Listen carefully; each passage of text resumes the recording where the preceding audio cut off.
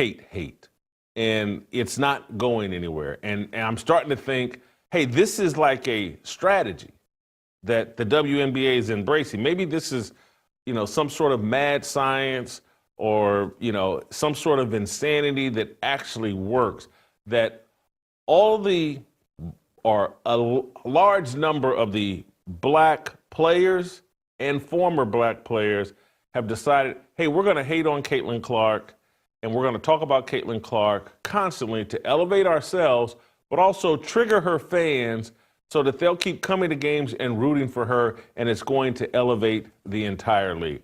I'm honestly starting to think there's a strategy to this madness. There's a method to this madness. Here's Monica McNutt, ESPN broadcaster, covers the WNBA.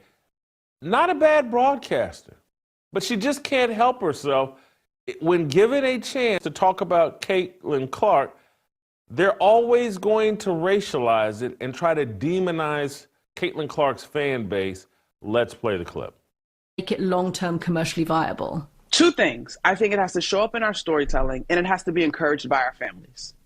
Yeah. To me, right? And so covering the WNBA this past season, Caitlin Clark's rookie year, for all of the conversation that surrounded her, some which was fair and some which wasn't, the one thing that I cannot deny is the amount of little girls that were showing up to follow her, little girls with their parents, and the fervor and the energy there. Why her? Same thing. Why her? Well, I was just about to say same thing for Angel Reese when I had a chance to cover their games. But I think Caitlin represented, and again, some of this to me probably is not fair to her because it was not anything that she said or was truly based on her personality, but she was a white girl from the middle of America. And so she represented a whole lot to a lot of people, whether that is truly what she prescribed to or not. We can all say she is a dynamic basketball player and a force both on the court and the marketing sense. But I do think, same thing with folks that may have fallen in love with Angel Reese that she may or may not have agreed with everything they had to say either.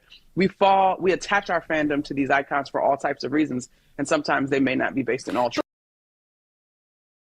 Did you see the strategy of the white liberal woman that was there to spur on the race baiting? Why though? Why? Why have all these fans come to see Caitlin? Why? And she's trying to lob up a softball, play the race card, Monica McNutt. And this is where I'm going to defend Monica McNutt.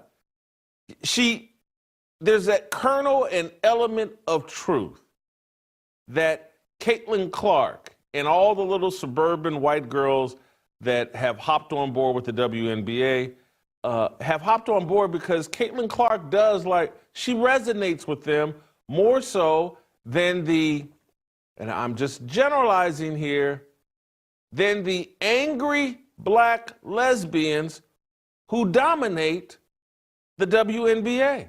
And I'm not saying all the black lesbians in the WNBA are angry. Not all of them are. But there's a high percentage of them, and they all like to get in front of a microphone and express their anger and demonize whiteness. The entire league went head over heels for Black Lives Matter. They've gone head over heels for all the mark. And so, yes, have parents in suburbia and little girls in suburbia said, hey, I can relate to Caitlin Clark. Look at her nuclear family. Look at her Catholic nuclear family. She's like us. She has a boyfriend. And so there's a lot of parents that feel real comfortable taking their kids to a game who their daughters are athletes. And they're like, hey, you can be heterosexual and play in the WNBA. Look at Caitlin Clark. She's got a boyfriend. Her parents are still married. She's not playing with anger. She's not playing with a sense of entitlement. And yes, people find that relatable. And Monica McNutt with the liberal white woman here, they're not prepared to have that conversation that there's a demographic filled with anger and entitlement and a victimhood mentality that people, regardless of color, who are not filled with anger, who are not filled with entitlement, who are not filled with a victimhood mentality, they like Caitlin Clark because she's not a victim, because she doesn't seem to be entitled, because she doesn't seem to be angry. And so they find her relatable. I do. And I don't like everything Caitlin Clark does. I certainly didn't like her bowing to the Yas Queens and talking about it's her job to uplift black women. I've struggled with my health and weight loss most of my life, feeling sore, low energy, and having a hard time staying mentally sharp. But Relief Factor, it's changed all of that. I feel better, I move better, I think better. It's been a real transformation. And here's the thing, it's only $20 to try. If Relief Factor works for me, and I'm no easy case, it can work for anyone. Don't wait, call 1-800-4RELIEF or visit relieffactor.com. Because that ain't her job. And she's lying and doing the cosplay, and she knows she doesn't want to do it, but she wants to satisfy the angry black lesbians that seem to run this league. And no one wants to talk about the fact that the WNBA culture is ruled by angry black lesbians and that they've run other heterosexual black women out of the league. This is pervasive in this basketball culture.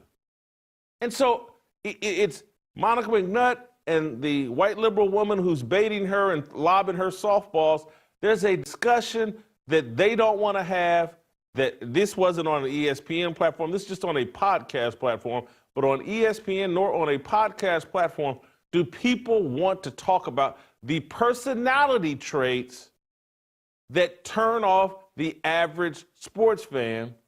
And when they see someone who they believe is the antithesis of those personality traits, they latch on to them.